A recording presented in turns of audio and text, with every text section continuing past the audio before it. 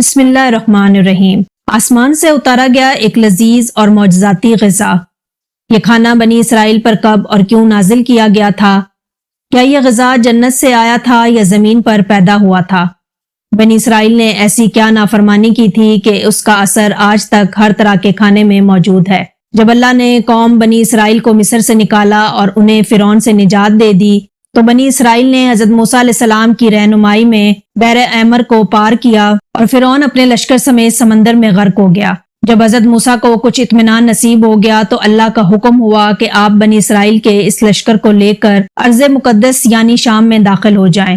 اس مقدس سرزمین کا وعدہ بنی اسرائیل سے لیا گیا تھا اور جو انہیں عطا کی جانے والی تھی، لیکن اس وقت ارض مقدس پر قوم عمالقہ کا قبضہ تھا، جو بدترین کفار تھے اور بہت طاقتور جنگجو اور نہایت ہی ظالم لوگ تھے۔ حضرت موسیٰ علیہ السلام بنی اسرائیل کو ہمراہ لے کر عمالقہ سے جنگ کے لیے روانہ ہوئے، جن کی تعداد 6 لاکھ تھی۔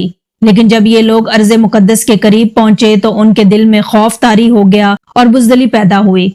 انہوں نے حضرت موسیٰ سے کہا کہ اس شہر میں جبارین ہیں جو بہت زور آور زبردست ہیں، لہٰذا جب تک یہ لوگ اس شہر میں رہیں گے ہم ہرگز وہاں داخل نہ ہوں گے۔ یہاں تک کہ بنی اسرائیل نے حضرت موسیٰ سے یہ کہہ دیا کہ اے موسیٰ، آپ اور آپ کا خدا جا کر اس زبردست قوم سے جنگ کریں، ہم تو یہیں بیٹھے رہیں گے۔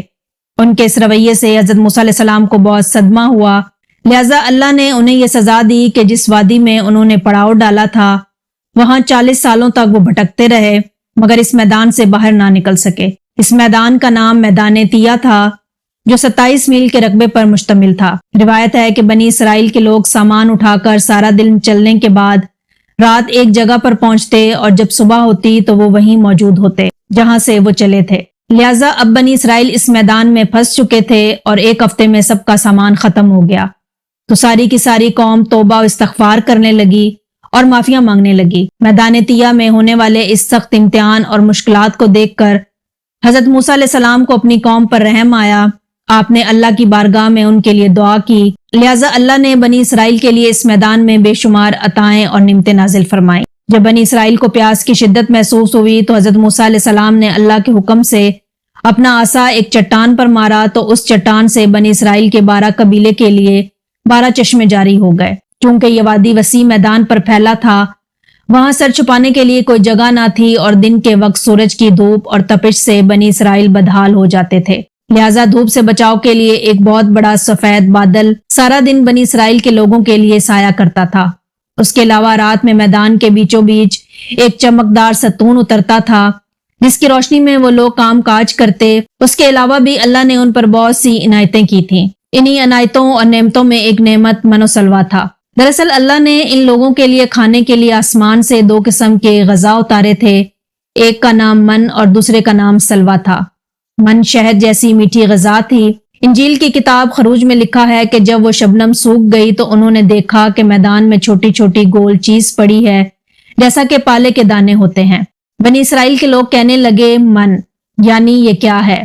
تب موسیٰ نے ان سے کہا کہ یہ وہی غذا ہے جو خداوند خدا نے تمہیں کھانے کو دی ہے، اور اس نے تجھ کو پہلے آزمائش میں ڈالا اور تجھے بھوکا رکھا، اور پھر وہ من جسے تو اور تیرے باپ دادا بھی نہ جانتے تھے تجھے کھلایا تاکہ تجھ کو سکھائے کہ انسان صرف روٹی پر ہی زندہ نہیں رہتا۔ من دراصل ایک شبنمی گوند تھا جس کا ذائقہ شہد جیسا تھا۔ یہ گوند وہاں کے پیڑ پودوں کے پتوں پر جمع ہو جاتا تھا اور بنی اسرائیل روز اسے صبح سویرے جمع کر کے کھا لیتے، جو ہر شخص کے لیے تقریباً 4 کلو اترتی تھی۔ جو شخص اس وقت سویا رہتا تھا وہ اس دن کی خوراک سے محروم رہتا تھا۔ اور سلویٰ ایک قسم کا پرندہ تھا جسے بٹیر کہتے ہیں۔ جب شام کے وقت جنوب کی طرف سے ہوائیں چلتی تو ان پرندوں کے ہجوم بنی اسرائیل کے خیموں کے قریب آ کر بیٹھ جاتے، لہٰذا وہ لوگ انہیں بآسانی پکڑ لیتے اور بھون کر کھایا کرتے۔ من و سلویٰ ایسا کھانا تھا کہ جو انتہائی آسانی سے ہضم ہو جاتا، رنگ، خوشبو اور ذائقے میں بے مثال تھا۔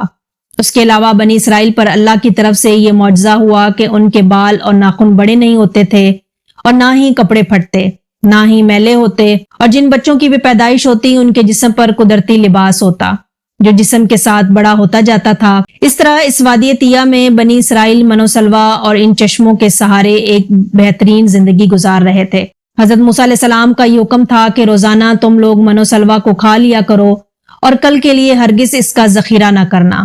مگر بعض لوگوں کو یہ ڈر لگنے لگا کہ اگر کسی دن من و سلوہ نہ اترا تو ہم لوگ اس چٹیل میدان میں بھوکے مر جائیں گے۔ چنانچہ ان لوگوں نے من و سلوہ میں سے کچھ چھپا کر کل کے لیے رکھ لیا، لہذا نبی کی نافرمانی کرنے پر ایسی نحوست پھیل گئی کہ جو کچھ لوگوں نے کل کے لیے جمع کیا تھا وہ سب سڑ گیا اور آئندہ کے لیے اس کا اترنا بھی بند ہو گیا۔ لہذا احادیث مبارکہ میں رسول اللہ صلی اللہ علیہ وسلم نے ارشاد فرمایا کہ بنی اسرائیل نہ ہوتے تو نہ کھانا کبھی خراب ہوتا اور نہ گوشت سڑتا۔ کھانے کا خراب ہونا اور گوشت کا سڑنا اسی تاریخ سے شروع ہوا، ورنہ اس سے پہلے نہ کھانا بگڑتا تھا اور نہ گوشت سڑتا تھا۔ دنیا کے مختلف قوموں اور مذہبوں میں بھی آسمان سے اترنے والی غذاؤں کا ذکر ملتا ہے۔ بدھ مت کی روایتوں کے مطابق جب دنیا کا ایک چکر ختم ہو جاتا ہے تو آسمان سے غذا برسنے لگتی ہے۔ اس طرح ہندو مذہب کے پران، رگ وید اور اتھر وید میں بھی بادلوں سے شہد برسنے کا ذکر ملتا ہے، اور قدیم یونانیوں کے یہاں بھی ایک ایسی آسمانی غذا کا ذکر ملتا ہے جس کا ذائقہ شہد جیسا تھا۔